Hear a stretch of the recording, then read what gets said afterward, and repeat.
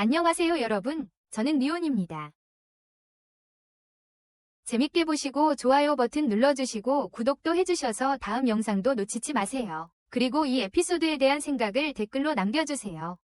자, 그럼 더 이상 지체하지 않고 영상 시작하겠습니다. 이야기는 가면을 쓴 남자가 몬스터 떼에게 둘러싸이는 장면으로 시작됩니다. 그는 순식간에 모든 몬스터들을 제거하지만 그것으로는 충분하지 않다며 더 많은 것을 원합니다. 화면은 고블린들로부터 도망치는 마차 안의 페이트로 바뀝니다. 하지만 운 좋게도 한 무리의 전사들이 나타나서 고블린들을 손쉽게 처리합니다. 승리 후 그들은 도시로 돌아갑니다. 그들은 성문을 지키는 운명을 지나친다. 그는 전사들을 관찰하지만 자신이 결코 그들과 같을 수 없다는 생각에 실망합니다. 그처럼 되고 싶지 않아. 그의 쓸모없는 능력, 폭식 때문에 항상 배가 고프거든. 성스러운 기사단이 마을을 지나가자 군중들은 놀란다.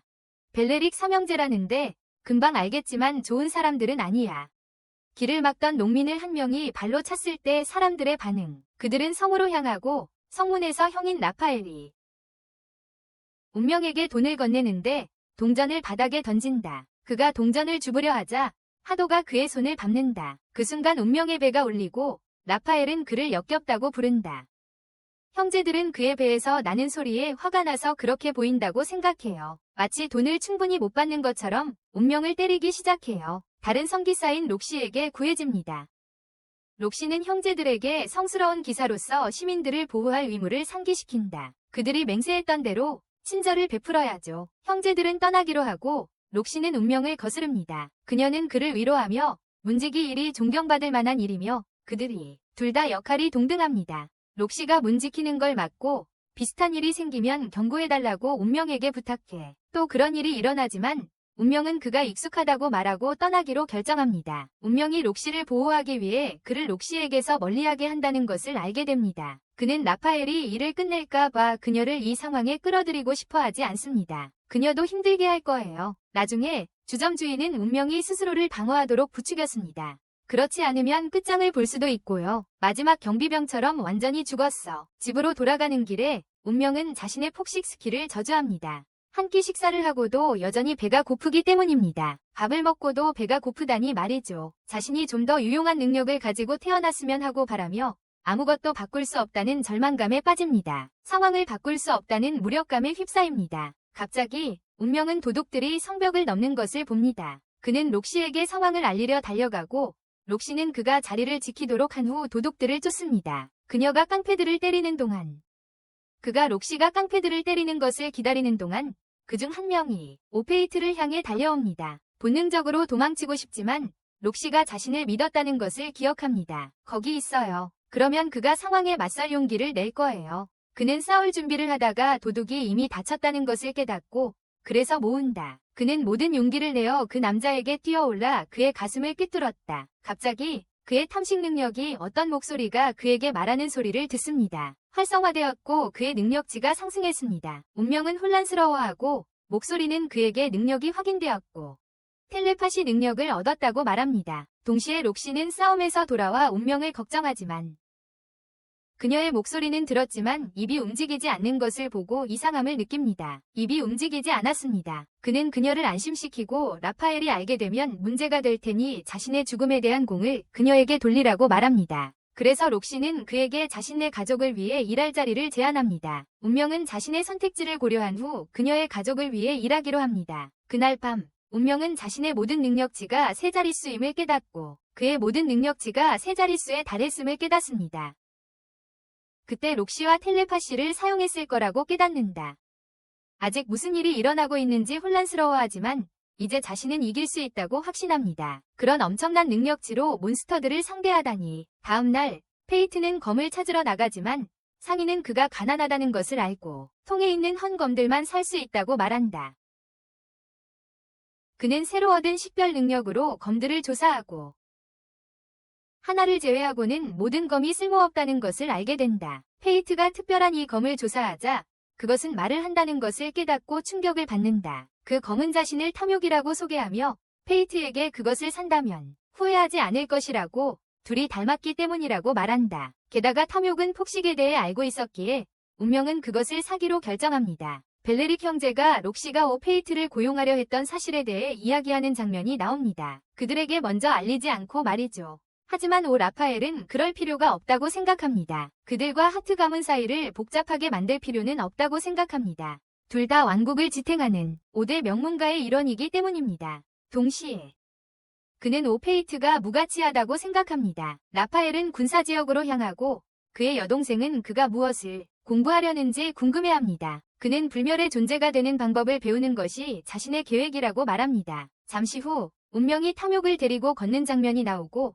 탐욕은 그에게 무언가가 빠르게 다가오고 있다고 경고합니다. 접근 중 어디선가 고블린이 나타나지만 페이트는 가볍게 물리치고 그의 탐식 스킬이 발동되어 능력치가 다시 한번 상승합니다. 이 힘의 증가는 스킬에서 직접적으로 비롯됩니다. 곧이어 어디선가 고블린들이 때로 나타나지만 페이트는 여전히 침착하게 하나하나 물리칩니다.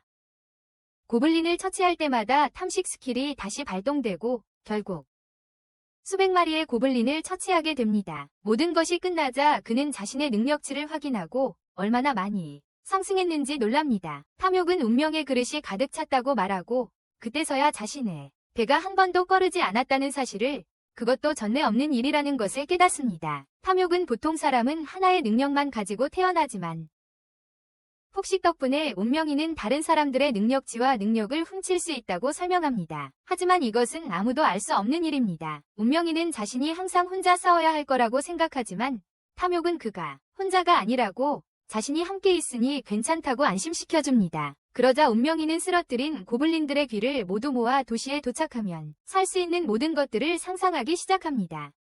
하지만 탐욕은 낡은 무기를 수리하는 비용을 지불하는 것이 우선이라고 일깨워줍니다. 칼부터 갑자기 도움을 요청하는 한 남자와 어린 소녀가 나타납니다. 페이트는 자신의 식별 능력을 사용하여 그 남자의 위협 수준을 평가하고 그가 능력치를 숨기는 능력을 가지고 있음을 알아냅니다. 의심스럽긴 하지만 페이트는 어린 소녀의 도움 요청을 무시할 수는 없다고 말합니다. 그들은 그 남자를 따라가는데 그는 어린 여자에게 자신이 성기사들에게 노예로 팔릴 것이라고 말합니다. 성기사들에게 그리드는 페이트에게 그 남자가 위험하고 이것이 그가 도망칠 마지막 기회일 수 있다고 경고합니다. 하지만 운명은 그가 마침내 원하던 힘을 얻었고 이제 그 힘으로 약자를 보호하려 한다고 말합니다. 약자를 보호할 거라고요. 곧이어 우리는 한 노수녀가 고아들 무리에게 세상의 창조주인 라플라스 사마에 대해 이야기하는 것을 봅니다. 라플라스 사마, 세상의 창조주에 대해서요. 그녀는 라플라스가 세상을 떠날 때 사람들에게 능력이라고 불리는 특별한 힘을 주었다고 설명합니다. 능력이라고 불리는 힘을요. 그녀는 또한 능력이 없던 시절 모든 것이 더 평화로웠던 때를 회상합니다. 훨씬 더 평화로웠다고 말이죠. 바로 그때 다른 수녀가 들어와서 실종된 고아 중 한 명을 찾지 못했다고 말합니다. 실종된 고아 아이 중 한 명을요. 그녀는 계속해서 수색을 하러 떠나고 노수녀는 소녀가 어디로 갔는지 궁금해합니다. 사하라라는 소녀가 어디로 갔는지 말이죠. 그런 다음 우리는 납치된 소녀, 페이트가 돕고 싶어하는 소녀가 사하라라는 것을 알게 되고 납치범이 잠시 자리를 비운 순간 페이트는 그녀를 구할 기회를 잡습니다. 그는 사하라를 구출하는 데 성공하지만 납치범이 돌아와 그를 쫓습니다. 납치범은 페이트를 바보라고 부르며 그가 자신을 이길 가능성이 없다고 말합니다. 그를 이길 수 없다고 말이죠. 페이트는 소녀를 안전한 곳으로 데려가고 싶지만 현재로서는 무엇이 최선의 결정인지 확신하지 못합니다. 지금으로서는 말이죠. 탐욕은 페이트에게 물러서서 납치범의 자신감에 차서 기회를 노립니다. 그는 사하라와 함께 도망치려 하지만 막다른 골목에 이릅니다. 그때 운명이 기습 공격을 가하고 그 남자가 능력을 사용하려는 순간 그리드는 운명에게 정면으로 공격하라고 지시합니다. 운명은 그 남자에게로 다가가 정확한 일격을 가합니다. 운명은 그 남자에게 모든 것을 말하라고 명령하지만 그는 거부하고 운명은 고문을 시작합니다. 결국 그 남자는 자신은 아무런 관련이 없다고 말하고 하도의 지시로 사하라를 납치했다고 밝힙니다. 그 후 운명은 사하라의 말을 듣고 함께 식사를 하러 갑니다. 배가 꼬르륵거리더니 사하라를 고아원으로 데려다준다. 사하라의 감사 인사에 기뻐하는데 누군가에게 진심으로 고마움을 표한 건 처음이었다. 는 말이다. 운명이 그녀에게 다가와 아버지가 했던 말과 같은 조언을 해줍니다. 과거에는 그랬지만 이제야 비로소 이해하게 된 건 아무리 힘든 일도 웃어넘길 수 있다면 언젠가 행복을 찾을 거예요. 돌아가는 길에 그리드는 페이트가 첫 번째 기술 한 손 검수를 익혔다고 축하한다. 한 번이 배기로 두 번이 타격을 입힐 수 있는 비전의 기술이다. 하지만 페이트는 자신이 유괴범을 이긴 건 운이 좋았던 것뿐이라고 생각하고 그 때문에 더욱 운에 의존하지 않고 이길 수 있도록 더 강해지겠다는 결심을 굳혔다. 운에 기대지 않고 다음 날 페이트는 하트 가문 저택에 도착하고 로크씨가 문에서 그를 맞이한다. 대문에서 그는 그녀의 아름다움에 매료된다. 금발의 파란 눈. 존 삭스의 말대로 거부할 수 없는 매력이다. 존 삭스가 말했지. 로크씨는 페이트를 최근에 돌아가신 아버지의 무덤으로 데려가 그가 5일 전 갈리아에서 신용에게 살해당했다고 밝힌다. 5일 전 갈리아에서 신용에게 죽임을 당했다고 말이다. 갈리아는 몬스터들이 지배하는 대륙이며 성기사들의 임무는 이 몬스터들을 통제하는 것이다. 이 몬스터들을 제압하는 것이 성기사들의 의무다. 록시는 올해 하트 가문에 그 임무가 맡겨졌지만 안타깝게도 1000년 만에 깨어난 신용이 아버지가 이끄는 일행을 전멸시켰다고 설명합니다. 그녀의 아버지가 이끄는 일행을 말이죠. 그리고 자신이 이제 하트 가문이 수장이 되었고 악수를 하려는 찰나에 페이트와 함께 일하게 되어 기대하고 있다고 말합니다. 페이트는 그녀와 손을 잡으면 텔레파시가 작동할 것을 기억하고 아무나 가리킵니다. 그때 하트 가문이 가정부 하루를 만나고 그녀는 페이트에게 하트 가문이 하인처럼 행동하라고 일깨워줍니다. 일주일이 지나고 페이트는 여전히 하트 저택에서 일하고 있습니다. 그가 다른 직원들과 이야기하고 있는데 배에서 꾸르륵 소리가 나서 모두가 놀랐다. 점심을 먹은 직후였기 때문이다. 곧 그는 록시를 만나러 가라는 부름을 받지만 그의 배는 계속 꾸르륵거리고 심지어 페이트조차 무슨 일이 일어나고 있는지 이해하지 못한다. 록시가 그에게 말을 걸려고 하지만 그는 계속해서 왜 자신의 배가 그렇게 꾸르륵거리는지 생각한다. 너무 심하게. 록시는 페이트를 부르고 그는 아버지가 자신을 그렇게 불렀다고 말하며 그래서 그들은 괴물에게 살해당한 두 사람의 아버지에 대해 이야기한다. 그녀는 그를 가족으로 생각하고 그것은 그를 불안하게 만들지만 그는 갑자기 의식을 잃는다.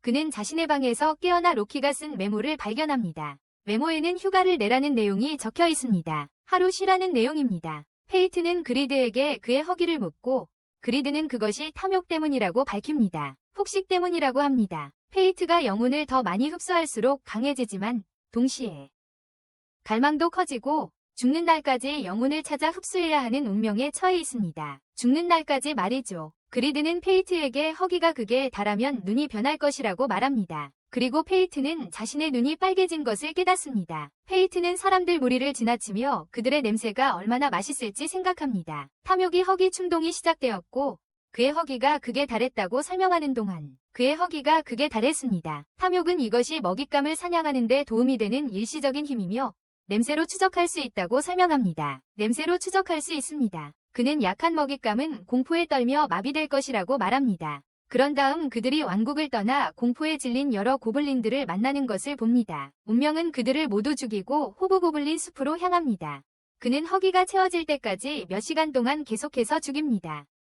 하지만 갑자기 고블린 왕이 나타나고 운명은 자신의 식별, 능력을 사용합니다. 두 사람의 능력치는 거의 비슷하지만 고블린 킹은 체력 재생 능력이 있습니다. 페이트는 고블린 킹을 추격하다가 인간을 먹어치우는 모습을 보고 역겨워합니다. 그는 기습 공격을 가해 고블린 킹의 팔을 잘라내고 싸움이 계속되지만 적의 공격을 피하기만 합니다. 그리드는 그에게 공격하라고 말하고 그는 공격을 감행하여 고블린을 제압하고 마지막 일격을 가합니다. 페이트의 능력치는 크게 상승하고 그는 체력 재생 능력을 얻습니다. 탐욕은 운명의 현재 능력치로 탐욕의 첫 번째 레벨을 해체할 수 있다고 말합니다. 그 대가로 자신의 능력치의 어둠에 영혼을 바쳐야 한다고 합니다. 탐욕은 첫 번째 레벨이 새로운 기술을 제공할 것이라고 설명하지만 운명은 두 사람이 만난 이후로 얻은 모든 룬을 넘겨야 한다는 사실에 충격을 받습니다. 그때부터 지금까지 얻은 모든 룬을 말입니다. 탐욕은 기술을 해제하지 않으면 운명이 탐욕을 사용할 권리를 잃게 된다고 말하고 운명은 동의합니다. 그래서 운명은 그렇게 하기로 합니다. 과정이 시작되고 운명은 자신의 힘이 몸을 떠나는 것을 느끼기 시작하고 탐욕은 마법의 활로 변신합니다. 그 후 탐욕은 운명에게 그들을 지켜보는 고블린이 있다고 말하고 운명에게 활시위를 당기면 마법 화살을 만들어내는 활의 사용법을 어디든 조준할 수 있지만 화살은 항상 목표물을 맞춘다고 말하면서 운명은 고블린 왕의 귀를 가져다가 고아원 현관에 놓고 갑니다. 자신보다 그들에게 더 필요하다고 생각해서 말이죠. 자신보다 그들에게 더 필요하다고 생각했기 때문입니다. 다음 날 오페이트는 침입자를 막지만 그것은 몰래 마을로 검사를 가려는 농부로 변장한 록시임을 알게 됩니다. 마을로 가는 길에 그녀는 오페이트에게 자신의 검을 보여달라고 부탁하지만 그는 그것을 보고 나서 무언가를 발견할까봐 두려워합니다. 검이 그의 손에서 미끄러져 록시가 잡지만 다행히 이상한 점을 눈치채지 못합니다. 검이 그의 손에서 미끄러져 떨어졌고 록시가 잡았지만 다행히도 아무런 이상한 점도 알아채지 못했습니다. 아무것도 이상한 점을 눈치채지 못했습니다. 그녀는 페이트에게 검이 수리할 필요가 있다고 말하고 그를 데려가겠다고 말합니다. 하트 가문이 대장장이에게로 마침내 마을에 도착하여 과일 시장을 지나가는데 갑자기 성기사들이 나타나자 모두 긴장합니다. 바로 그때 페이트의 배가 꼬르륵거리고 성기사를 짜증나게 합니다. 성기사가 페이트를 밟으려 하지만 록시가 그를 막아서 모두의 시선을 끕니다. 주위의 모든 사람들이 모두 록시를 쳐다보며 그 시골 소녀가 정말 록시 양인지 알아보려 합니다. 그리드는 페이트에게 연인처럼 행동하면 아무도 그 시골 소녀가 록시예요. 페이트가 그리드에게 답하면서 이 계획을 듣게 된 록시는 그것이 좋은 생각이라고 여겨요. 그래서 동의하고 두 사람은 커플처럼 행동하며 그 여자아이가 록시가 아니라고 모두를 믿게 만들어요. 모두가 정신 팔린 사이 두 사람은 슬쩍 빠져나와 구석에 숨어요. 페이트는 그녀의 생각을 듣고 그녀는 심장이 빨리 뛰는 것을 느껴요. 소년과 팔짱을 낀 것이 처음이라서요. 록시는 계속 이동해야 한다고 생각하고 그러다 두 사람은 최근에 발견된 죽은 고블린들에 대해 이야기하는 사람들을 엿듣게 돼요. 괴물이 했다는 소문이 있지만 말이 안 돼요. 고블린 귀들이 고아원에 기증된 후 록시는 이 일을 조사하고 싶다며 페이트에게 전사들이 있는 곳으로 데려가 달라고 부탁해요. 괴물 말이에요. 페이트는 록시를 술집으로 데려가고 술집 주인은 고블린 시체들을 발견하고 많은 돈을 번 전사에 대한 이야기를 들었다고 말해요. 모두 귀가 온전했대요. 귀가 다 붙어 있었대요. 록시는 다른 지역의 괴물이었을 거라고 생각하고 술집 주인은 이 일이 장사에 안 좋다고 생각해요. 많은 상인들이 고블린 때문에 여행을 하니까 괴물 때문에 사람들이 더 이상 여행을 하지 않을까 봐요. 공격해. 노인이 술집에 들어와 대화에 참여하며 괴물은 리크이며 그래서 성기사들이 마을에 온 것이라고 말한다. 리크 때문에 성기사들이 이 도시에 와 있다는 거야. 무사들이 술집에 들어와 록시에게 함께 놀자고 한다. 록시는 그 남자를 가볍게 밀었지만 그는 방 건너편으로 날아가고 그들은 성기사만이 그런 힘을 가질 수 있다는 것을 깨닫는다. 록시는 마침내 자신의 정체를 밝히고 무사들은 사과하며 가진 돈을 모두 주려 하지만 록시는 거절하며 성기사들을 두려워하지 말라고 말한다. 평민과 기사가 함께 웃는 세상을 꿈꾸기 때문이다. 평민과 기사들이 함께 웃는 세상을 꿈꾸거든. 함께 그들은 대장장이에게 가고 대장장이는 그리드를 수리한 후 새 것처럼 빛나는 그리드를 돌려줍니다. 마을을 지나가면서 록시는 자신이 사냥에 대해 몰랐던 이유를 설명합니다. 벨레릭 가문이 이끄는 사냥이었고 그들은 록시에게 알리지 않았기 때문입니다. 하도가 아이를 안고 있는 모습이 보이고 그는 길을 잃은 아이를 보호하고 있을 뿐이라고 설명합니다. 하지만 운명은 아이를 데려가고 록시는 그 아이를 돌볼 것이라고 말합니다. 록시가 라파엘에게 사냥에 대해 왜 알려주지 않았냐고 묻자 그는 자신이 그럴 의도가 없었다고 말합니다. 아버지를 여울 슬픔에 잠겨 바쁠 터이니 괜히 폐를 끼칠까 염려되어서요. 벨레릭 가문은 떠나고 운명과 록시는 아이를 어머니에게 데려다 주어 제외하게 합니다. 아이는 어머니와 제외합니다. 집으로 돌아온 후 운명은 록시 없이 몬스터를 사냥할 방법을 그리드에게 묻습니다. 알아내고 다음날 그리드는 그에게 지각 왜곡 마법이 걸린 가면을 사라고 합니다. 그러면 그를 보는 모든 사람에게 다르게 보일 것입니다. 라파엘이 기사들을 어두운 방에 모았고 그들은 갈리아 원정에 대해 논의합니다. 얼마 후 한 무리의 전사들이 더 많은 고블린 시체를 발견하고 고개를 들자 고블린 산 위에 죽은 리치가 있는 것을 발견합니다.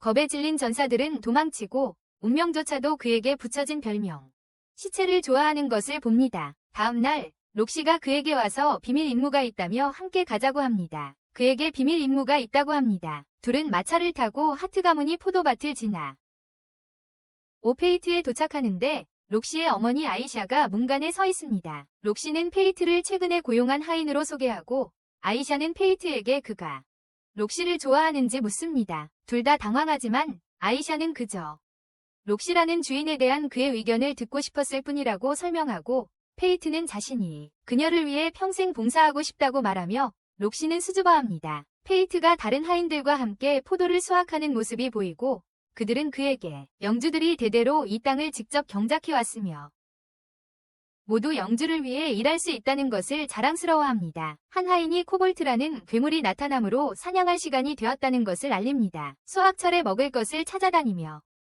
탐욕이 여러 종류의 영혼이 필요하다며 고블린만으로는 배가 차지 않는다고 하자 운명의 배가 울리기 시작합니다. 여러 종류의 영혼이 필요하고 고블린만으로는 그들의 허기를 채울 수 없다고 합니다. 집으로 돌아가는 길에 운명은 거대한 행위를 하는 신비로운 소녀를 봅니다. 그녀를 지나치자 운명은 그녀가 자신과 같은 윤을 가지고 있다는 것을 보고 충격을 받습니다. 그는 그녀의 능력치를 확인하려 하지만 작동하지 않습니다. 소녀는 그를 살펴보며 너무 일찍 도착했다고 말합니다. 운명은 그녀가 무슨 말을 하는지 궁금해하지만 그녀는 그저 그가 코볼트들과 함께 있어도 된다고 말하고 이제 자신에게 빚을 졌다고 선언하며 다시 만날 거라고 말합니다. 록시가 그녀에게 다가가 그 소녀가 게일리안이라고 말합니다. 1000년 전 가이리안은 강력한 군사 국가였지만 괴물들의 등장으로 멸망하고 대부분의 국민이 죽었기에 록시는 생존자를 보고 놀랍니다. 그래서 록시는 생존자를 보고 놀랐습니다. 두 사람이 돌아오는 길에 운명은 록시가 혼자 괴물을 사냥해도 괜찮을지 걱정하지만 록시는 다른 전사들이 함께할 것이며 성기사로서의 의무라고 확신합니다. 그녀의 성기사로서의 의무라고 말합니다. 다음 날 모두는 코볼트를 사냥할 준비를 하며 숨어 있습니다. 하지만 거대한 괴물이 갑자기 나타나 모두를 놀라게 합니다. 운명은 그 광경에 군침을 흘리지만 탐욕은 이것이 문제라는 것을 알고 있다. 운명은 거의 굶어 죽겠고 록시에게 이런 모습을 보이는 게 걱정돼요.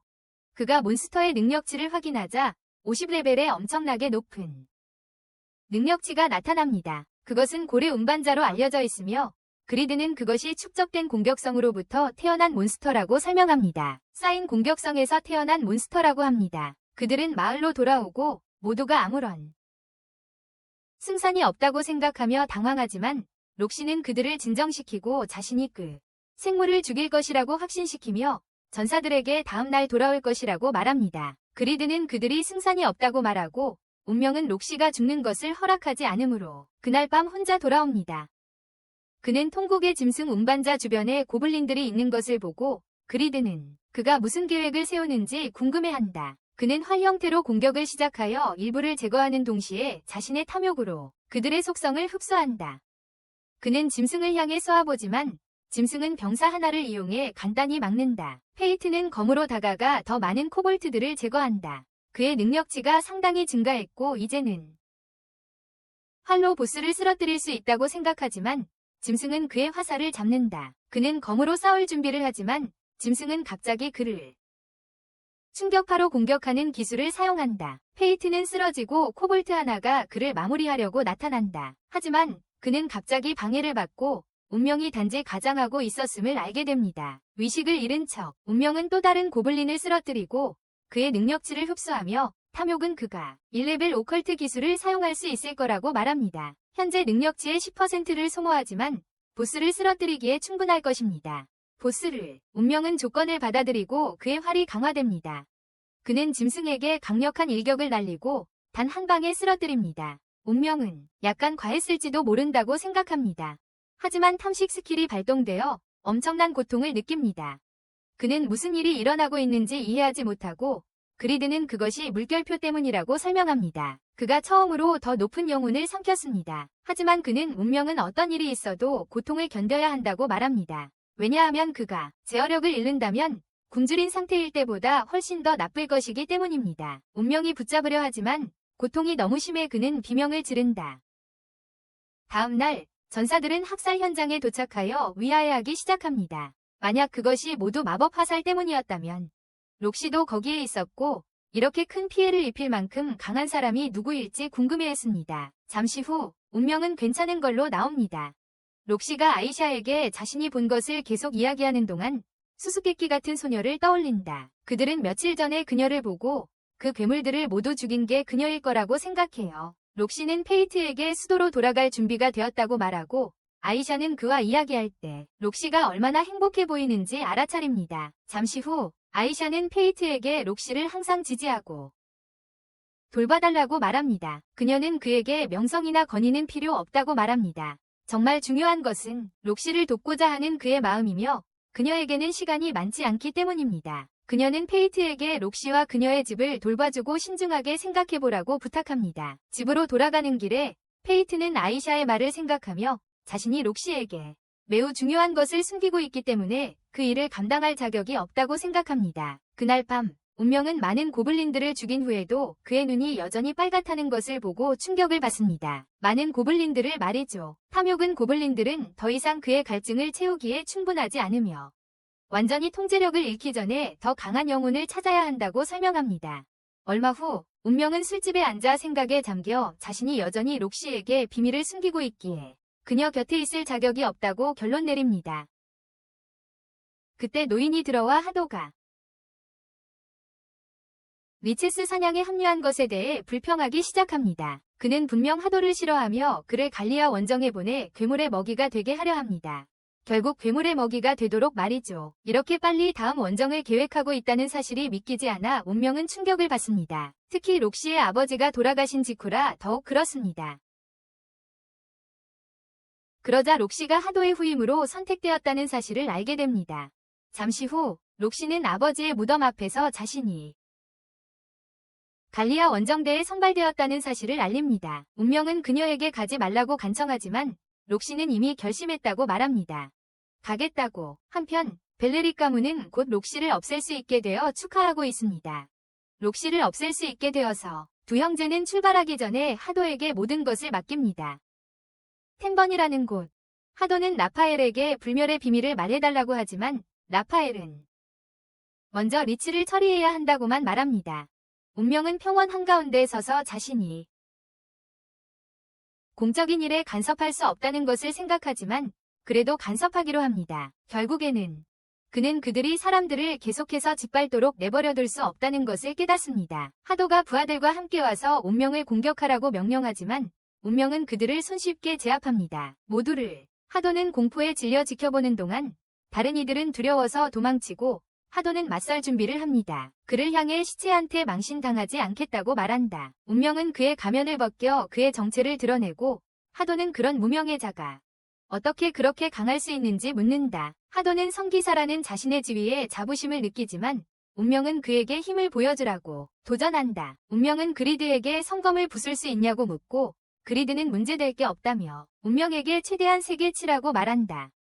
하도가 성스러운 빛으로 공격하려 하지만 운명이 갑자기 그의 뒤에 나타난다. 그는 일격을 가해 성검을 부수고 하도에게 부러진 검을 주워보라고 도전한다. 하도가 도망치려 하지만 땅에 쓰러지고 운명이 그를 일으켜 세운다.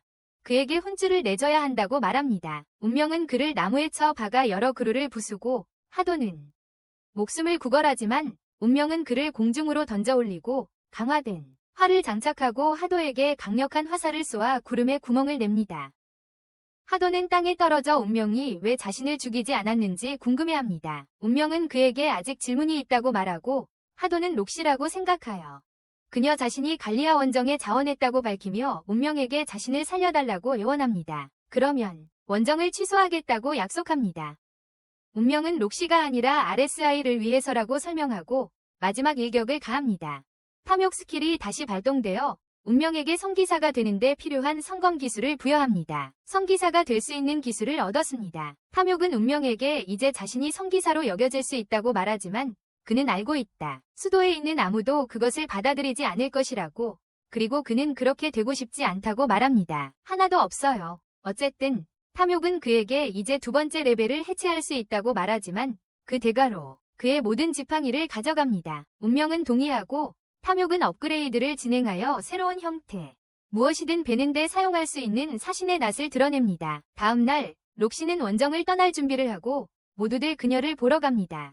꺼져. 모두 슬퍼하지만 록시는 3년이 그렇게 긴 시간이 아니라고 모두를 위로합니다. 그리 길지 않다고. 그녀는 운명에게 다가가고 두 사람은 작별 인사를 합니다. 하루는 운명에게 록시가 남긴 추천서를 건네주어 그가 찾을 수 있도록 합니다. 어떤 영주의 저택에서 일자리를. 하지만 운명은 편지를 거부하고 하루에게 이제부터는 물결표로서 살아가라고 말합니다. 그날 밤 전사는 우리는 운명이 실제로 록시를 지원하기 위해 갈리아로 갈 계획임을 알게 됩니다. 운명이 수도를 떠날 때 우리는 멀리서 그를 지켜보는 소녀를 봅니다. 일들이 제자리에 딱 들어맞고 있다고 말하는 거예요. 잠시 후 록시는 원정대 모든 병사들에게 연설을 하며 막 잠에서 깨어난 신용을 파괴하기 위해 모두가 최선을 다해야 한다고 말합니다. 그 잠에서 깨어난 거죠. 미리아라는 여자아이와 무겐이라는 남자가 임무에 참여하는 것을 보고 록시는 기뻐합니다. 그 임무에 참여하는 거죠. 미리아는 무겐이 신용과 힘을 시험해보려는 것을 이상하다고 말합니다. 하지만 무겐은 록시의 아버지 때문에 자원했다고, 그리고 복수하고 싶다고 설명합니다. 록시는 그의 가족이 그가 갈리아에 가는 것에 반대하는지 묻습니다. 하지만 무겐은 자신의 딸이 신경 쓰지 않고 그저 갈리아의 유물을 가져오길 바란다고 대답합니다. 그리고 갈리아의 유물을 가져오라고 합니다. 그러다 무겐의 딸 레이니가 연구원으로 일하는 것을 보게 됩니다. 운명이 죽인 고블린들로 가득 찬 실험실. 그녀는 고블린의 부상 중 일부가 마법 화살 때문이라는 것을 알게 됩니다. 실제종의 무기 중 하나인 흑검에 이 치명적인 죄악의 무기들은 매우 특수한 재료로 만들어졌으며 매우 높은 수준의 마법력을 조종할 수 있다는 것을 알게 됩니다. 레이니는 이 무기들이 능력의 가능성의 폭을 넓힐 수 있다고 생각하며 이 무기 중 하나를 정말 보고 싶다고 말합니다. 직접 눈으로 확인했어요. 그러자 테트라 상인 마을에 운명이 도착하고 자신이 전에 이곳에 와본 적이 있다는 것을 알게 됩니다. 이전에 갈리아로 가는 마차는 다음 날까지 출발하지 않는다는 것을 알게 됩니다. 그래서 당분간 운명은 정보를 수집하기로 합니다. 술집에서 그는 한 남자가 무리의 전사들에게 도움을 요청하는 것을 보지만 그들은 그에게 그가 제시하는 돈은 그만한 가치가 없고 계속 협박을 해. 운명은 그들을 때려 쫓아낸 후 그 남자에게 다가갑니다. 그 남자는 알고 보니 그의 오랜 친구인 셋이었습니다. 셋이라는 그의 오랜 친구였습니다. 회상 장면에서 운명이 어렸을 때 그의 외모 때문에 괴롭힘을 당했다는 것을 알게 됩니다. 배가 항상 꼬르륵거렸어요. 그는 아버지와 좋은 관계였어요. 아버지가 괴물들에게 죽기 전까지는 괴물들에게 페이트의 아버지는 창술에 능한 전사였기에 마을장이 그를 가까이 두었죠. 그를 가까이 두었어요. 아버지가 돌아가신 후 아무도 페이트를 돌보려 하지 않았고 마을장의 명령으로 마을에서 쫓겨났어요. 현재로 돌아와 셋은 페이트에게 도움을 청하지만 페이트는 개의치 않는 것 같아요. 셋이 마을장의 아들이니까요. 그가 돕기로 한 건 단지 탐욕스러운 배를 채워야 했고 그 괴물들을 마을을 공격하는 것이 그의 완벽할 거예요. 그들은 마을에 도착하지만 마을장은 셋이 추방당했던 약골을 데려왔다는 사실에 실망합니다. 셋이 추방당했던 약골을 데려왔어요. 셋은 다른 전사들을 물리친 것을 보았다며 운명의 힘을 보증하려 하지만 마을장은 전혀 믿지 않습니다. 마을 사람들은 근처 숲에서 비명소리가 들렸다고 말하며 괴물들이 다가온다고 생각하고 마을장은 시간을 벌기 위해 운명을 희생할 것을 제안합니다. 셋의 집에서 그는 운명에게 자신의 아내가 괴물들에게 죽었다고 말하고 아버지가 항상 옳다고 생각하며 자란 것을 후회한다고 말합니다. 딸이 태어난 후에 어떻게 마침내 자신을 잡게 되었는지 설명하면서 그는 운명에게 괴물들이 약 한 달 전에 처음 나타났고 목격자들에 따르면 그 괴물들은 날 수 있다고 알린다. 마을 사람들은 전에 그런 것을 본 적이 없었기 때문에 그들은 그들을 처리하기 위해 전사들을 고용하기로 결정했다. 운명의 배가 울리기 시작하자 셋이 그에게 먹이를 주려고 준비한다. 탐욕은 운명에게 그들이 다루고 있는 괴물들이 가고 일이며 인간들이 반응을 보기 위해 먼저 가벼운 공격을 시작하고 적절한 시기가 되면 무리가 때로 공격한다고 말한다. 셋의 딸이 운명에게 과자를 주자 그는 그것을 먹지만 갑자기 쓰러진다. 셋과 그의 딸은 방금 무슨 일이 일어났는지 궁금해하고 셋의 딸은 그가 할아버지가 준 사탕을 먹었다고 말합니다. 그리드는 그 사탕에 독이 들었고 마을 촌장이 운명을 희생제물로 사용하겠다는 말이 진심이었다고 생각합니다. 셋은 그를 깨우려 하지만 소용없었고 그는 가고일들이 마을로 다가오고 있음을 깨닫습니다. 가고일들이 공격하여 마을에 불을 지르고 마을 사람들을 먹습니다. 운명이는 아직 독 때문에 의식이 없으므로 셋은 해독제를 만들어 운명이에게 주어 그를 회복시킵니다. 그는 자신들이 공격받고 있음을 깨닫고 밖으로 달려나가 불타는 마을을 봅니다. 파멸. 그는 가고일들의 능력치를 확인하고 우리는 그들이 불덩이를 던지는 능력이 있다는 것을 알게 됩니다. 그것을 가능하게 합니다. 그리드는 낫으로 변하고 가고일들은 힘을 합쳐 거대한 불덩이를 발사합니다.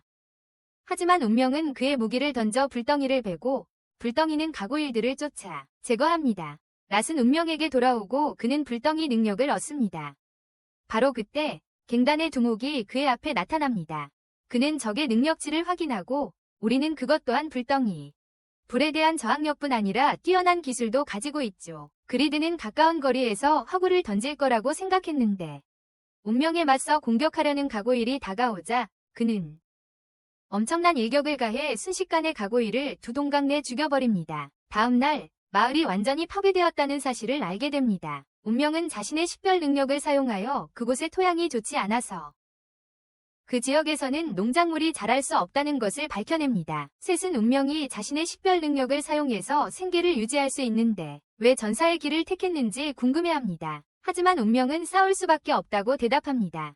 셋은 자신의 행동에 죄책감을 느껴 운명에게 자신을 공격해달라고 요청합니다. 운명은 가볍게 주먹을 날리려 하지만 셋은 그 충격에 쓰러지고 운명은 자신이 너무 강해졌다는 것을 깨닫습니다. 그는 셋에게 딸을 잘 돌보라고 말하고 두 사람은 작별 인사를 나눕니다. 그 후 운명이 마차를 타고 가는 모습이 보이고 한 남자가 그에게 경계를 늦추지 말라고 말합니다. 그는 마차를 보호하는 대가를 받고 있는데 한 무리의 산적들이 길을 막아서고 남자는 당황하여 운명에게 자신을 지켜달라고 애원합니다. 산적들은 공격하려 하지만 갑자기 수수께끼의 소녀가 나타나 운명에게 고블린 때문에 자신에게 빚이 있다고 말합니다. 그 남자는 그녀가 마차에 오르도록 허락하지만 그녀가 타자마자 마차가 뒤집힙니다. 그녀는 자신의 무기인 나무늘보에게 정상으로 돌아가라고 말하고 그걸로 문제가 해결됩니다. 프로블렘은 운명이 무기의 무게를 바꿀 수 있다는 것을 깨닫습니다. 마차 안에서 소녀는 자신이 그 사실을 알고 있다고 밝힙니다. 운명의 능력, 그녀도 그와 크게 다르지 않기 때문이죠. 그녀는 자신에게도 죄악과 관련된 능력이 있다고 밝힙니다. 자기라고 소개하더니 배가 꼬르륵거리네요. 그래서 운명이 그녀에게 음식을 주지만 그녀는 그것을 다 먹어치워 그에게 남기는 게 하나도 없어요. 그들은 랜체스터 마을에 도착하는데 거기서 우리는 걷고 있는 소녀를 봅니다. 그리고 그녀는 운명의 유령들과 도움 요청하는 비명에 맞닥뜨렸습니다. 루돌프가 나타나 유령들을 물리치고 랜체스터의 영주라고 자신을 소개하며 소녀의 관심을 끈다. 소녀의 시선을 사로잡다. 운명은 록시가 이끄는 탐험대가 마을에 도착할 것이라는 사실을 알게 된다. 그는 자신의 일에 대한 대가를 받으려 하지만 마인이 그 돈을 가져가며 자신이 산적을 물리친 사람이라고 말한다. 갑자기 그녀는 잠이 든다. 그러자 운명은 그녀를 도시를 통해 데려가며 모든 사람들이 목에 상징을 하고 있다는 것을 깨닫는다. 것을 알아차린다. 그리드는 그 상징들이 계급을 나타낸다고 생각하며 사람들이 반드시 루돌프가 정말 좋은 건 그들이 목에 상징을 달도록 허락했기 때문이에요. 하지만 여기서 그는 자신의 부하들이 위무를 다하지 못했다는 이유로 처형하는 모습을 보여줍니다. 그의 가문이 위대함을 이어받지 못했기 때문이고 사람들이 그에게 복종하는 이유를 알게 됩니다. 그의 손에 죽고 싶지 않기 때문입니다. 페이트는 호텔에 도착하고 거기서 탐욕은 자신의 운명과 나태가 치명적인 죄의 무기이기도 하다는 것을 밝힙니다. 그는 치명적인 죄의 능력은 신의 법칙에 도전함으로써 탄생했고 폭식은 영혼을 탐식하는 능력 때문에 신이 레벨링 시스템을 뒤엎을 가능성이 있다고 설명합니다. 영혼을 탐식하는 능력 때문입니다. 페이트는 자신의 굶주림을 채울 수 없다는 점에 주목하며 그것을 영혼을 먹어치우는 것, 그는 왜 폭식의 능력을 받았는지 위하여하며 살아남기 위해 계속해서 죽여야만 하는 것을 혐오한다고 말한다. 계속 죽여야만 살 수 있기 때문이다. 탐욕은 그의 감정에 압도되지 말라고 경고하며 정신이 약해지면 폭식이 그를 지배할 수 있다고 말한다. 마음이 약해지면 그는 허기를 조절하는 비결은 거의 굶주린 상태를 유지하는 것이라고 말한다. 굶주린 상태를 사냥 중의 탐욕은 운명에게 폭식을 한꺼번에 채우지 말고 서서히 하라고 조언한다. 모래 요정이 나타나자 운명은 활을 사용하여 화살에 불덩이를 붙여 쏜다. 샌드맨에게 쏘아 죽였습니다. 한편 마이는 깨어나서 식사를 합니다. 그녀는 마을 사람들을 위협하는 모래골렘이라는 괴물에 대해 알게 되고 그것을 처치하는 자에게 100골드 현상금이 걸려있다는 것을 알게 됩니다. 운명은 계속해서 샌드맨을 추격하고 강력한 괴물의 존재를 감지하며 본격적인 만찬의 시간이 왔음을 깨닫습니다. 전사들이 모래골렘과 싸우는 것을 보던 운명이 전투에 합류하여 자신이 괴물을 처리하겠다고 말합니다. 그는 괴물의 능력치를 확인하고 우리는 그것이 모래 폭풍을 일으킬 수 있다는 것을 알게 됩니다. 페이트가 불화살을 쏘며 돌진하지만 몬스터가 밀어냅니다. 능력을 사용해 모래 폭풍을 일으키지만 페이트는 무기를 변형시켜 공격을 가하고 모래 폭풍을 뚫어 몬스터에 몸을 파괴합니다. 몬스터의 핵이 모래 속에 숨어 도망치려 하지만 페이트는 활을 사용해 강력한 화살을 쏘고 그 화살은 핵을 추격해 거대한 폭발과 함께 파괴합니다. 다음 날 페이트는 모래골렘을 처치한 대가로 100골드를 받지만 루돌프가 갑자기 나타나 페이트에게 자신을 따르라고 합니다. 그는 페이트에게 거부할 권리가 없다며 자신의 결정이 최종적이라고 설명합니다. 마인이 운명은 자기 것이라고 말하지만 그는 마인을 어린애 취급하며 마인은 그를 때리고 데려간다. 운명은 위험을 감지하고 마인에게 마을을 떠나야 한다고 말한다.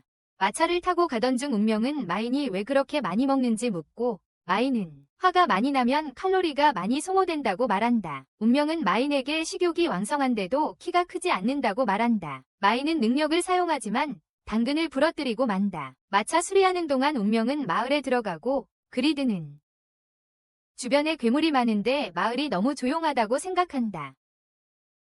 그래서 그리드는 마을을 보호하는 강력한 누군가가 있을 거라고 생각해. 그들은 아론이라는 마을 원장을 만나는데 그는 성기사임을 밝혀. 그는 운명이 마을에 머물기를 원한다는 것을 알고 결투를 신청해. 운명은 그의 능력치를 확인하려 하지만 아론은 식별 기술을 알아봐. 자신도 그 기술을 사용할 수 있기 때문이지. 두 사람은 격렬하게 싸우고 아론은 운명을 이기지만 그를 머물게 해줘. 함께 훈련한다는 조건으로 말이야. 그는 운명이 자신의 힘에 익숙하지 않다는 것을 알고 있기에 훈련을 통해 도움이 될 거라고 생각해. 함께 말이야. 결국 운명은 그 조건을 받아들이고 광산이 나타나 아론의 눈을 마주치자 그녀가 숙련된 전사임을 깨달은 그는 그들이 마을에 머물도록 허락한다. 곧 우리는 페이트가 무술 훈련을 하는 것을 본다. 페이트는 아론을 치는데 애를 먹지만 이전에 설명된 만성적인 굶주림 상태에 들어가 속도를 높여 아론의 움직임을 따라갈 수 있게 된다. 그날 밤 우리는 아론이 근처 성을 바라보는 것을 보고 페이트는 아론의 가족 사진을 본다. 그리드는 아론의 아들이 페이트와 닮았다고 생각하고 아론의 가족이 그가 마을의 수장이 되는 것과 관련이 있다고 생각한다. 다음 날 아론은 페이트에게 나뭇가지를 이용해 자신을 보호하라고 말하고 아론은 공격한다. 그를 향했지만 운명은 칼의 움직임을 예측하고 나뭇가지를 칼날을 따라 미끄러지게 하여 공격을 피하게 합니다. 그의 공격을 피하게 해줍니다. 아론은 감탄하며 운명이 향상되었다고 말하고 그날 밤 운명은 아론에게 다음날 떠날 것이라고 말하며 그의 환대에 감사를 표합니다. 그는 마인이 너무 먹기에 바쁘다는 것을 알아채고 마인은 음식 맛이 나지 않는다고 말하고 그리드는 이것이 분노의 능력에 대한 벌이라고 언급합니다. 아론은 성을 바라보며 그 성이 한때 자신의 것이었다고 밝힙니다. 그는 성을 비운 사이 괴물들의 공격을 받았고 그의 아들 루크가 성을 지키려고 최선을 다했지만 결국 죽었다는 것을 알게 됩니다. 그 이후로 그 성은 혀를 차는 닉노드인 데스 제네시스의 소유가 되었습니다. 성을 장악하고 아론은 그의 가족이 아직 그곳에 갇혀 있다는 것을 알고 있습니다. 페이트는 그곳으로 가는 것을 생각하고 아론은 그와 함께 가기로 합니다. 마이는 그들이 50골드를 지불하면 마을을 보호하겠다고 동의하는 동안 그들은 성으로 향하고 페이트는 해골을 쏘아 돌로 만들고 자신의 화살에 석화 효과를 사용하여 표적을 석화시켰다고 밝힙니다. 그들은 성 안으로 더 깊이 들어가며 길을 따라 해골들을 파괴하고 아론이 그의 가족을 보고 놀라는 방에 들어갑니다. 그들은 그가 자신들을 기다리고 있었다고 말하고 그는 그들이 아직 살아있다고 믿습니다. 하지만 그리드는 그들이 이미 죽었다고 밝히고 리크는 환영 마법을 사용하고 마치 살아있는 것처럼 보이게 하려고 갑자기 루크가 아론을 공격하지만 아론은 공격을 막고 루크를 밀쳐냅니다. 뒤로 루크는 아론이 가족을 버리고 수도에서 일했다며 그를 증오한다고 말합니다. 그리고 그들에게 일어난 일에 대해 아론을 비난합니다. 페이트는 환영을 없애기 위해 자신의 낫을 사용하는 것을 생각합니다. 하지만 탐욕은 그렇게 하면 페이트가 환영을 소모하게 될 것이라고 밝힙니다. 다시 말해 폭식은 아론의 가족의 영혼을 소모하게 되고 그들은 끝없는 지옥에 갇힌 것처럼 영원히 갇히게 될 것입니다. 아론은 가족을 돌보겠다고 말하고 운명은 찾기 시작합니다. 할타, 결국 적을 만나 자신의 능력치가 터무니없이 높다는 것을 깨닫습니다. 운명은 그의 팔을 부러뜨리지만 릭은 살아있는 시체들을 소환하고 그들은 운명에게 구원을 간청하지만 그는 공격할 수 없다는 것을 알고 있습니다. 아론은 싸움에 합류하여 살아있는 시체들을 물리치고 아내를 바라보며 가족과 함께 보냈던 마지막 순간을 떠올립니다. 그들이 그를 떠나보내고 싶어하지 않았지만 그는 돌아오겠다고 약속했어요. 임무. 아론은 그들에게 일어난 일에 대해 자책하며 그들이 그렇게 되지 않았을 것이라고 생각합니다. 더 빨리 돌아왔더라면 죽었을 거야. 그는 영혼들에게 안식을 주겠다고 결심했어. 그는 그레이트 크로스 능력을 사용하여 성스러운 빛을 발산하지만 리크를 물리칠 만큼 강하지 않았어. 페이트는 루크의 검을 보고 그것을 사용하기로 결정해 자신의 힘을 아론의 힘과 결합시켜 그들은 함께 그레이트 크로스 능력을 사용하여 거대한 빛을 만들어내고 순식간에 리크를 죽여 성 안의 모든 영혼들을 해방시켜 아론의 가족이 그의 앞에 나타나 일어난 일에 대해 자책하지 말라고 결국 그들을 구해냈다고 말해. 그는 자신의 의무보다 그들이 더 중요하다며 용서를 구하지만 그들은 그에게 계속해서 백성을 섬기라고 말합니다. 그는 그들을 자랑스럽게 할 것을 약속하고 모두가 마침내 평화롭게 잠들기 전에 루크에게 기념품을 줍니다. 그들의 영혼은 성에서 사라지지만 성의 핵심은 그 순간을 망치려 하지만 운명이 그것을 파괴하여 핵심을 흡수하게 합니다. 그 순간을 망치려 하기에 운명이 그것을 파괴하여 그것이 핵심을 흡수하게 합니다. 그날 밤 늦게 우리는 아론이 레벨 제한을 넘었다는 것을 알게 됩니다. 자신이 운명과 싸웠기 때문이지만 탐욕은 에런이 이것을 할 수 있었음을 드러냅니다. 그가 운명, 치명적인 죄악 능력을 가진 운명에게 마음을 열었기 때문입니다. 그들은 마을로 돌아와 아론이 마인에게 그녀의 서비스에 대한 대가를 지불합니다. 그녀는 마을을 재건하는 데 돈이 필요하다며 돈이 거짓말을 하지 않고 그 운명은 그가 나이가 들면 그녀가 무엇을 필요로 하는지 이해할 것입니다. 아론은 50년 전에 그녀를 보았고 이미 완벽한 전사였지만 그녀의 모습은 전혀 변하지 않았다고 밝힙니다. 그녀는 1000년 동안 수련하면 그녀의 경지에 도달할 수 있을 거라고 말하지만 그는 단지 인간이기 때문에 그렇게 오래 살 수 없다는 것을 알고 있습니다. 그녀는 인간이기 때문에 그렇게 오래 살 수 없다고 말합니다. 그는 그녀에게 그렇다면 자신이 무엇이냐고 묻고 그녀는 죽지 못하는 유령이라고 대답합니다. 죽지 못하는 유령이라고 대답합니다. 아론은 운명의 눈이 정상으로 돌아왔다고 언급하며 자신에게도 눈이 빨개지지 않도록 몬스터를 계속 죽여야 해. 아론은 탐욕에 대해 아는 듯하며 그에게 임무 후 마을로 돌아가라고 말한다. 알아야 할 것이 있다며. 한편 벨레릭 가문은 현자의 돌이라는 유물을 손에 넣는데 그것은 무엇이든 치유할 수 있는 힘을 가지고 있으며 라파엘의 여동생은 그들이 불멸해 한 걸음 더 다가섰다고 생각한다. 하인이 하도가 시체에게 죽었다는 보고를 전한다. 하인은 그 시체가 몬스터가 아니라 전사이며 라파엘은 그가 누구인지 궁금해하며 죽은 형을 위해 복수하고 싶어한다. 페이트와 나는 여전히 함께이며 페이트는 끊임없는 허기를 언급한다. 하지만 그녀는 그와 음식을 나누고 이내 그의 무릎에 누워 잠이 듭니다.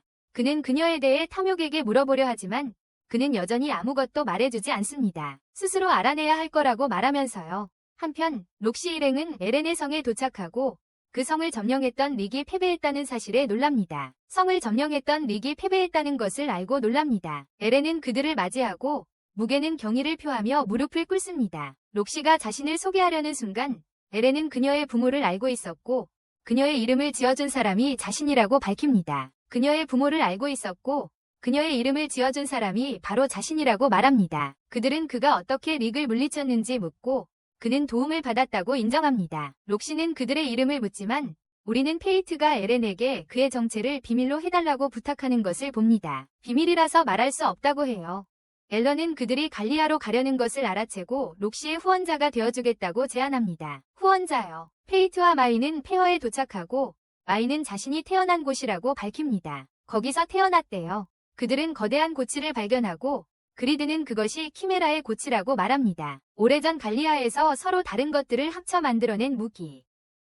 괴물들을 함께 운명이 자신의 능력치를 확인해보니 완전히 미쳐버릴 정도였지만 마이는 키메라가 아직 아기니까 그렇게 생각하는 거예요. 그녀는 그에게 은혜를 갚을 시간이라고 말하며 그의 영혼이 온전한 한 죽을 수 없다는 것을 밝힙니다. 영혼이 온전한 한 죽을 수 없다고 합니다. 운명은 그녀가 그의 탐식 능력을 이용해 키메라에 영혼을 먹기를 바란다는 것을 깨닫습니다. 마이는 고치를 향해 공격을 가하고 키메라를 드러냅니다. 하지만 그 중심에 소녀가 있다는 것을 알게 됩니다. 운명은 그녀의 영혼을 먹고 싶어 하지 않지만 마이는 그녀가 단지 인간의 가죽을 쓴 괴물일 뿐이라고 말합니다. 키메라는 용암의 파도를 일으키며 공격하지만 마이는 그것을 막아냅니다. 그녀가 키메라의 팔 하나를 자르자 페이트가 석화시키는 화살을 쏘지만 효과가 없는 듯합니다. 키메라의 팔이 재생되기 시작합니다. 페이트는 어떻게 해야 할지 고민하고 마이는 계속 공격합니다. 페이트는 그녀가 전보다 더 강해졌다는 것을 알아채고 그리드는 마이니 공격할수록 더 강하고 무거워지지만 대신 조종하기가 더 어려워진다는 것을 알아챕니다. 하지만 이것만으로는 부족하고 괴물은 진화하기 시작합니다. 하지만 이것만으로는 충분하지 않고 괴물은 진화하기 시작합니다. 마이는 페이트에게 물러서라고 말하지만 이것은 그에게 록시를 떠올리게 하고 그는 다시 한번 구원받고 있다고 생각합니다. 그는 가만히 있지 않고 반쯤 무력화된 상태를 사용하기로 합니다. 마이는 그에게 위험하다고 경고하지만 그는 계속해서 능력을 사용합니다. 그는 능력치의 10%를 희생하여 강화된 석화탄을 발사하고 마이는 나태를 발동시켜 키메라를 쓰러뜨리지만 그녀는 갑자기 방어막 스킬을 사용하여 자신을 보호합니다. 그리고 페이트는 자신의 석화 모드를 사용합니다. 페이트는 낫으로 바꿔서 그것을 베려고 합니다. 방어막이 그를 밀쳐내지만 그리드는 만화 흐름을 노리라고 말합니다. 그는 방어막을 뚫고 들어가고 중심부에 있는 소녀는 고통스러운 비명을 지릅니다. 키메라가 날아가려 하지만 페이트는 한계에 다다르고 있습니다. 마인이 그에게 도끼에 올라타라고 말하고 그는 도끼를 하늘로 던집니다. 탐욕은 그에게 이제 궁극기의 두 번째 단계를 사용할 수 있다고 말합니다. 대가는 능력치의 20%를 깎고 운명이 동의하여 그의 사신낫을 강화합니다. 하지만 페이트는 소녀를 찌르며 마지막 일격을 날리고 이로 인해 그의 텔레파시 능력이 활성화됩니다. 소녀의 과거가 보이는데 그녀는 마인을 알고 있었던 것 같습니다. 페이트의 탐식 능력이 발동하지만 그는 그녀의 외로움만을 감지합니다. 소녀의 과거가 보이고 그녀는 마인을 알고 있었던 것 같습니다. 페이트의 탐식 능력이 발동하지만 그는 그녀의 외로움만을 감지합니다. 평소에 활기가 없었고 그리드는 그녀가 자신의 친척 중 한 명이었다고 말합니다. 소녀의 무덤 앞에서 마인을 보고 페이트는 그녀가 그 소녀를 어떻게 알았는지 묻습니다. 마인은 오래전 일이지만 키메라가 된 사람들은 끝내야 한다고 말합니다. 그렇지 않으면 더 많은 고통을 다른 사람들에게 줄 것이기 때문입니다. 페이트는 자신에게도 그런 일이 일어날 수 있다고 생각하여 더 이상 자신이 아니게 된다면 자신을 죽여달라고 마인에게 부탁합니다. 마인은 그를 껴안고 그의 부탁을 받아들입니다. 페이트는 바빌론으로 가려고 준비하고 있지만 마인은 자신의 마을을 재건하고 싶어합니다. 그녀는 그들이 다시 만나기 전에 그가 죽을 것이라는 느낌을 받습니다. 운명이 그리드의 새로운 형태, 마법 방패를 해제했다는 것도 알게 됩니다. 방패요. 제가 그런 곳에서 스탯을 초기화했다고 그를 바보라고 부르자 페이트가 저에게 애원했어요. 그의 능력치를 되찾을 수 있도록 사냥을 도와주려고 결국 헤어지게 되고 바빌론 도시, 그 요새에 운명이 도착합니다. 갈리아 왕국을 갈라놓습니다. 운명은 문을 찾지만 탐욕은 그가 잘못된 길을 가고 있다고 말하며 드러냅니다. 그가 한때 그 옛 주인과 함께 있었다는 것을 운명이 이전 소유주에 대해 묻고 그러자 그도 치명적인 죄의 능력이었지만 오래 살아남지 못했어요. 그들이 도시에 들어서자 페이트는 수도에 비해 물가가 얼마나 비싼지 믿을 수 없었습니다. 수도에 비해 말이죠. 하지만 어디선가 발표가 있었습니다. 바빌론의 새로운 영주가 도착했습니다. 사람들은 록시를 보고 기뻐했지만 갑자기 페이트는 이상한 기운을 감지했습니다. 마치 누군가 록시를 해치려는 것처럼 말이죠. 바빌론 도시에 여러 범죄자들이 모여든다는 것을 알게 됩니다. 자신의 힘을 증명하면 죄를 용서받을 수 있기 때문입니다. 페이트는 병사들에게 필요한 모든 것을 얻을 수 있을 것이라고 생각했고 그래서 이곳이 자신에게 완벽한 장소라고 생각했습니다. 그러자 장면은 성기사 알리스테어를 만나는 록시로 바뀝니다.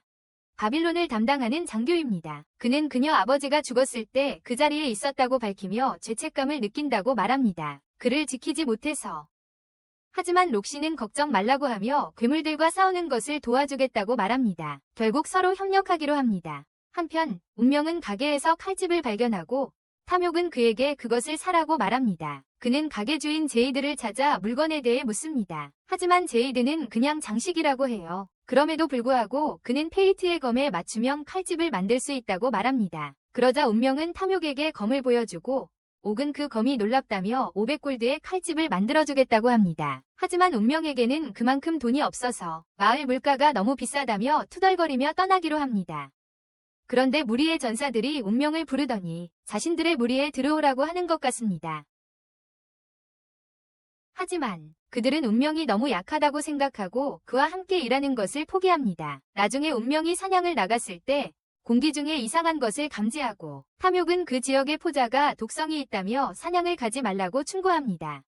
사냥을 가지 말라고 합니다. 그럼에도 불구하고 페이트는 오크모리와 마주치고 싸울 준비를 합니다. 하지만 전에 있던 전사들이 갑자기 나타나 괴물들을 죽이기 시작합니다. 하지만 페이트는 다른 무리가 다가오는 것을 보고 그들이 전사를 포위하려 한다고 생각합니다. 그래서 그는 전진하고 그 무리는 그에게 화살을 쏩니다.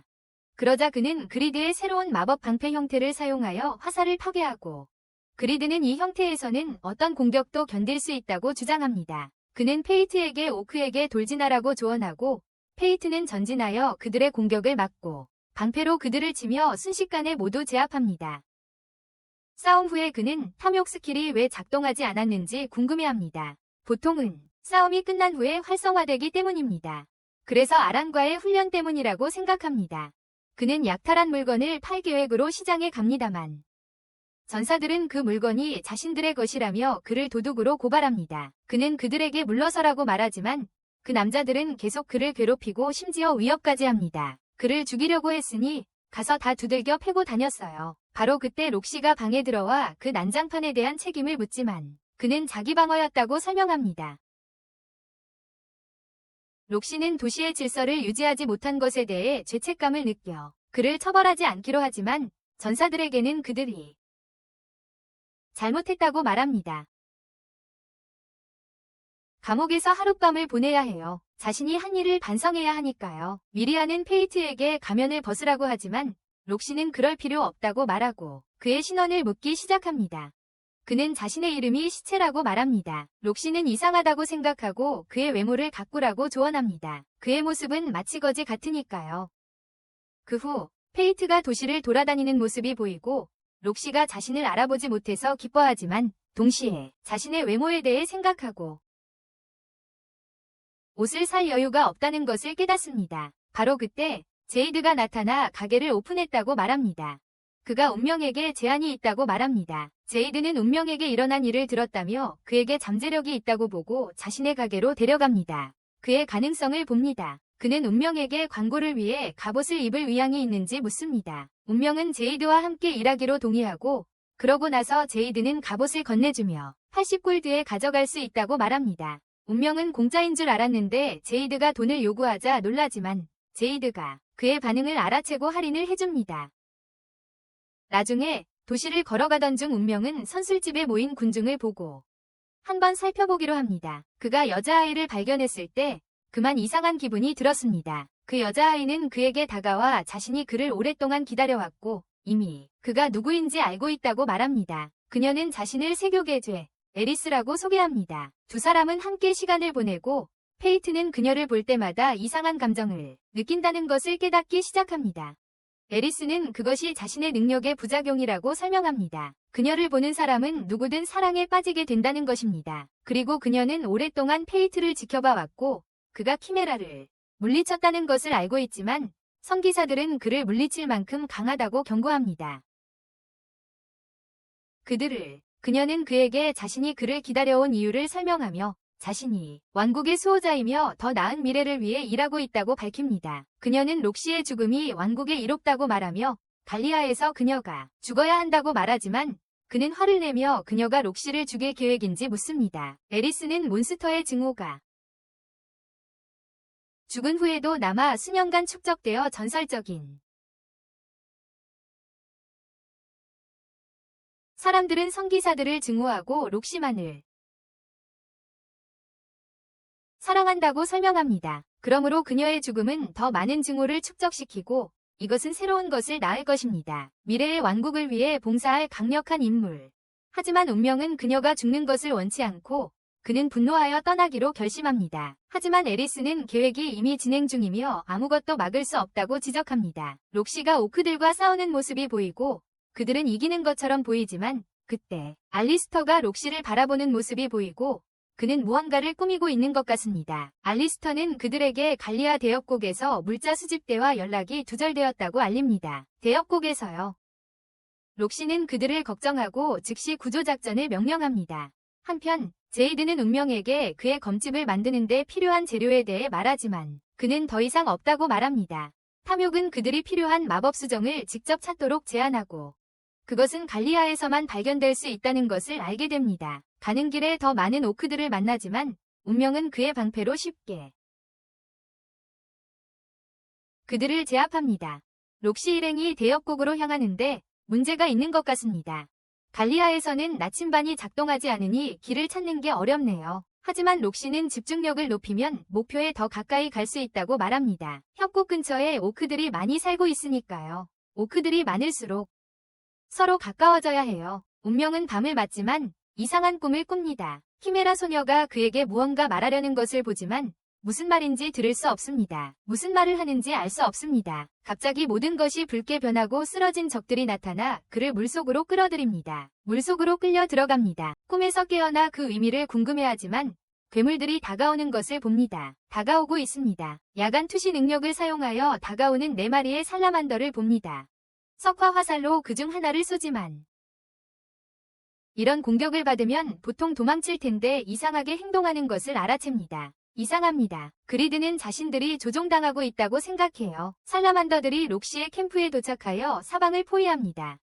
도롱뇽들이 불을 뿜어서 혼란을 일으키지만 미리아는 싸우려고 한다. 마법검을 가지고 돌아왔어요. 하지만 아무런 효과가 없고 그녀는 날아가 버립니다. 살라만더들이 그들을 물려고 하지만 운명이 딱 맞춰 도착합니다. 그는 살라만더들을 물리치고 록시는 그에게 구해줘서 고맙다고 합니다. 운명이 도롱뇽 머리의 흔적을 가리키자 다른 이들이 그것을 발견합니다. 4마리의 관수가 함께 걷는다는 게 이상하군요. 그러고는 그들의 표적이 록시였던 것 같다고 생각합니다. 그들은 대역곡에 도착해서 각자의 길을 가게 됩니다.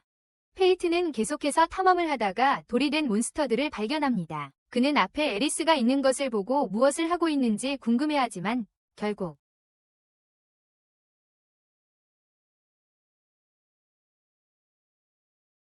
벽에 구멍들이 있는데 이는 다른 키메라 2마리가 있다는 것을 나타냅니다. 갑자기 땅이 흔들리고 록시 쪽으로 폭발이 일어납니다.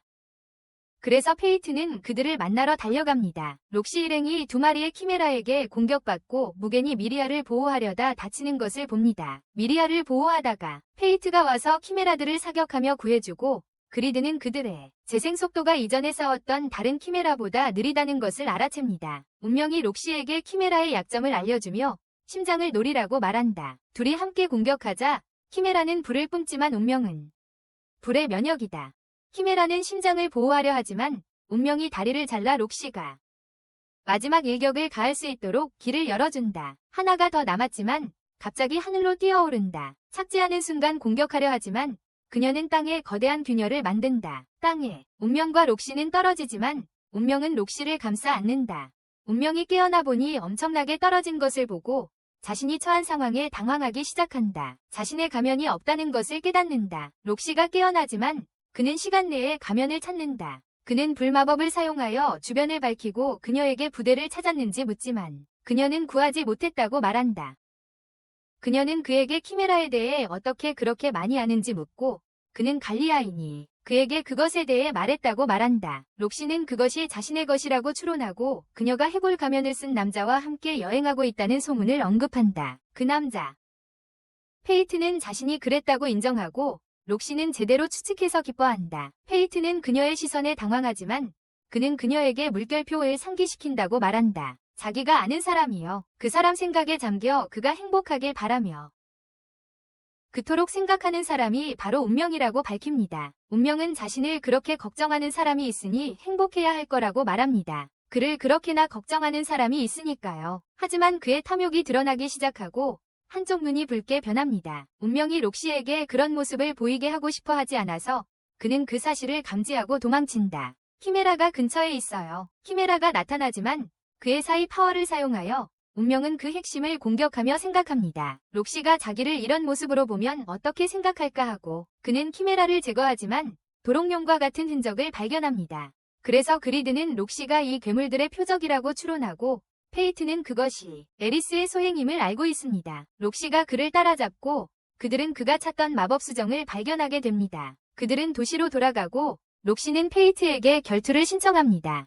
그들은 도시로 돌아가고 록시는 운명에게 결투를 신청합니다. 미리아가 그가 도시에서 말썽을 피웠다고 말했어요. 하지만 운명은 그가 자기 방어를 했을 뿐이라고 그곳에는 그를 쫓는 사람들, 록시는 그의 행동을 무시할 수 없다고 말하며 자신의 군대에 합류할 것을 제안합니다. 아무도 그들과 싸우려 하지 않으니까. 하지만 그는 그들과 합류하기를 거부하자 그녀는 그와 싸울 준비를 하며 검을 뽑으라고 말하지만 그는 검을 칼집에 꽂아둔 채로 둡니다. 그래서 그녀는 그가 자신을 과소평가한다고 생각하고 자신을 사정없이 공격할 것이라고 경고하며 그들은 싸우기 시작하고 페이트는 왜 그가 그녀를 제압할 수 없는지 궁금해합니다. 그의 능력치가 더 높음에도 불구하고 그는 그녀의 기술이 더 뛰어나다는 것을 깨닫고 록시는 공격을 성공시켜 그의 가면에 금을 만듭니다. 그녀는 진심으로 싸우지 않으면 그를 폭로하겠다고 위협하고 페이트는 그녀의 기술을 사용합니다. 모두가 그것이 성검 기술임을 알아차리고 그는 그것이 그의 검집은 그가 모은 마법 수정으로 만들어졌고 그의 신성한 검술을 강화시켜줍니다. 신성한 검술을 그는 그것을 향해 나아가 압도하지만 마무리하려는 순간 그녀가 착용한 부적을 알아보고 그것에 정신이 팔립니다. 방심하게 됩니다. 록시는 그를 무장해제시켜 승리를 거머쥐지만 그가 왜 방심했는지 궁금해합니다. 그는 대답을 거부하고 록시는 그의 싸움 스타일을 알아보고 에렌에게 배웠는지 묻습니다. 에렌에게서 배웠는지. 그녀는 여정 중에 에렌을 만났고 그가 엄청난 힘을 가진 여행자를 언급했다고 밝힙니다. 엄청난 힘을 가진 여행자를. 그녀는 그가 운명을 말하는 건지 궁금해하지만 그는 그저 그녀에게 집중하라고 말합니다. 그녀의 임무에 그 후 페이트가 무겐에게 누군가가 조종하고 있었다고 말합니다. 키메라. 그리고 무겐은 그것이 괴물을 중심으로 사용하고 있었다는 것을 알고 있습니다. 그는 자신의 가족이 관리한 기술을 연구해왔다고 설명하며 레이는 재능 있는 학자, 운명은 키메라가 관리한 기술로 만들어진 인공 무기라는 것을 알고 있기에 그녀를 만나 더 자세히 알고 싶어 합니다. 한편 레이는 실험실에 있는데 동료가 라파엘에 대해 이야기하며 그가 현자의 돌을 연구하고 있다고 말합니다. 라파엘에 대해 이야기하며 그가 현자의 돌을 연구하고 있다고 말합니다. 그래서 그녀는 살펴보기로 하고 우리는 그 돌이 소유자에게 엄청난 힘을 부여하지만 그의 몸을 완전히 지배한다는 것을 알게 됩니다. 페이트에게 돌아가 보니 그는 마인과 나눈 대화를 기억합니다. 마인은 그에게 이 영역에 도달하기 전에는 신용을 이길 수 없을 거라고 말했죠. 그는 어떻게 해야 할지 고민하지만 그 순간 모두 경보를 듣습니다. 알리스터는 록시에게 괴물들이 도시로 접근하고 있다고 말합니다. 그래서 록시는 자신의 부하들을 모아 괴물들을 공격하고 페이트는 멀리서 그녀가 전투에서 이길지도 모른다고 생각하며 지켜봅니다. 하지만 그는 지하에서 움직이며 그녀의 군대에 접근하는 거대한 괴물을 봅니다. 그 괴물은 기습 공격을 감행하려는 놈을 보고 참견하기로 합니다. 탐욕이 활이되고 운명은 자신의 탐식 스킬을 사용하여 화살을 강화하여 원거리에서 강력한 일격을 날립니다. 화살은 땅을 뚫고 괴물을 관통하여 지상으로 끌어냅니다. 그는 괴물에게 돌진하여 자신의 식별 스킬을 사용하여 괴물의 능력치를 확인합니다. 괴물이 엄청나게 강력하고 록시는 상대가 될 수 없다는 것을 깨닫습니다. 상대가 될 수 없습니다. 괴물이 산성비를 소환하자 운명은 방패로 자신을 방어하고 탐욕은 괴물이 부식 마법을 사용하고 있으니 조심하라고 운명에게 알립니다. 조심해. 만지면 죽어. 그러자 그는 마법화를 사용하여 강력한 화살을 쏘고 큰 폭발을 일으킨다. 하지만 괴물은 사라지고 도망치려 한다. 그는 마치 슬라임처럼 몸이 분열되어 살아남았고 록시를 향하고 있다는 것을 깨닫는다. 그래서 페이트는 그것을 쫓기 시작한다. 하지만 괴물은 더 작은 복제체들을 이용해 그를 공격한다. 페이트는 그의 강력한 크로스 능력을 사용하여 순식간에 그것들을 파괴하고 그것이 일반적인 괴물과 다르게 행동한다는 것을 깨닫는다. 그래서 그는 그 괴물이 조종당하고 있다고 추측합니다. 그는 괴물의 핵심을 찾으려고 땅으로 뛰어내리면서 공격을 준비하고 가장 강력한 화살을 발사할 채비를 합니다. 괴물이 나타나고 그는 그것을 끝장낼 참입니다. 하지만 그의 공격이 적중하기 전에 그는 괴물을 향해 날아오는 총알들을 봅니다. 화살이 폭발을 일으키고 목소리가 그에게 말합니다. 자신이 삼켜버렸다고. 괴물의 영혼은 있지만 괴물은 아직 살아있어요. 그는 가면을 쓴 남자가 자신을 지켜보고 있는 것을 보고 운명은 그를 공격하려 합니다. 왜냐하면 탐욕은 그가 사용하는 무기가 칠제종의 무기라는 것을 깨닫기 때문입니다. 그가 사용하는 무기가 칠제종의 무기라는 것을 탐욕이 깨닫습니다. 질투. 괴물이 페이트를 에워싸고 탐욕은 괴물이 마법의 탄환에 맞아 숨겨진 힘이 발동되어 자신의 영혼을 복제할 수 있게 되었다고 설명합니다. 그의 영혼을. 그는 페이트를 공격하여 몸을 녹이려 하지만 대신 페이트가 그를 흡수하고 자신의 부식 마법에 대항할 방법을 찾았음을 드러냅니다. 그는 가면 쓴 남자에게 화살을 쏘지만 장벽이 그를 보호하고 탐욕의 운명의 능력치가 한계에 도달했다고 설명하며 자신이 더 나아가려면 이메일 전문가가 되어야 해요. 운명이 다가오고 그 남자는 그의 공격을 막고 밀쳐냅니다. 그 남자는 검은 권총검이라는 무기를 사용하여 마법 탄환을 발사하고 페이트는 방패로 막으려 하지만 여전히 그 충격을 느껴 피를 토하며 쓰러지고 남자는 그를 끝장낼 준비를 합니다. 그는 더 강해져야 한다는 것을 깨닫고 탐욕과 그의 능력에 대해 협상하며 한계를 뛰어넘기 위해 무엇이든 할 의향이 있다고 말하고 필요한 힘을 달라고 간청합니다. 그는 2위 영역에 도달하여 그 남자를 공격하고 후퇴하게 만든 후 괴물들을 소환하여 페이트를 공격하지만 그는 간섭하지 말라고 말하고 그 옆을 지나쳐 달아납니다. 그는 계속해서 그 남자를 추격하며 마법 탄환을 피하고 그의 시야를 가리는 연막 운명이 그의 뒤에 나타나 가면을 부수고 그의 정체를 드러냅니다. 알리스터임을 알 수 있지만 그는 개의치 않고 플루트를 불어 신성한 용을 소환합니다.